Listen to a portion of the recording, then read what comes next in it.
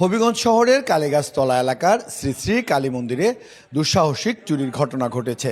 গতকাল শনিবার দিবাগত রাতে এ ঘটনা ঘটে।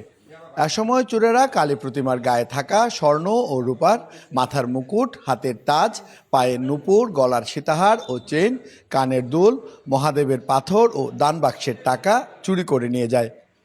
মন্দির কমিটির নেতৃবৃন্দ ও স্থানীয়রা জানান, গতকাল রাত 2টার দিকে ঝড় বৃষ্টির সময় সংঘবদ্ধ চোরচক্র মন্দিরের দেয়াল টপকে ভেতরে প্রবেশ করে।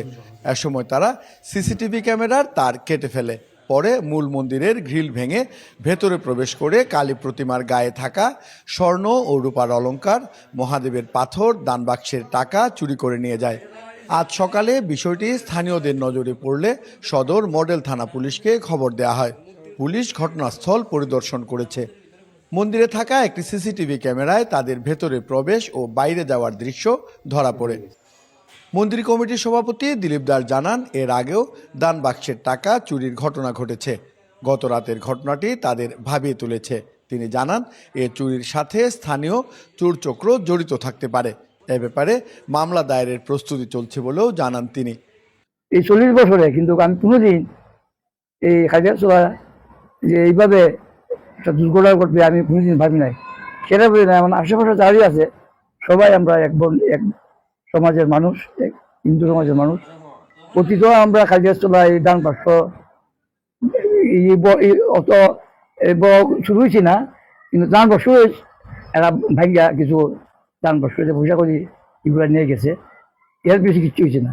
কিন্তু কালকে যেটা করছে এটা আমরা সবাই ভাবাই তুলছি এটা কি হইলো, যেহেতু আমরা কোনো আশা করি নাই এই কালীগাছতলা কোন দিকে।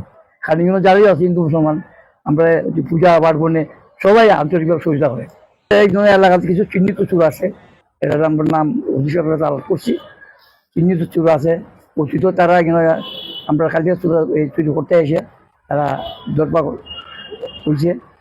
আমরা এখনো চেষ্টা করতেছি যে দেখি যদি কোনো খুব হয় তাহলে তাদের বিরুদ্ধে আমরা আইনগত ব্যবস্থা নেওয়ার জন্য আমরা সদর থানার অধীনে আমরা করব। পুলিশ জানিয়েছে তারা ঘটনাটি খতিয়ে দেখছে। এরই মধ্যে বেশ কিছু সিসিটিভি ফুটেজ সংগ্রহ করেছে তারা। তাদের দাবি, দ্রুত সময়ের মধ্যে চোরদের শনাক্ত করা সম্ভব হবে।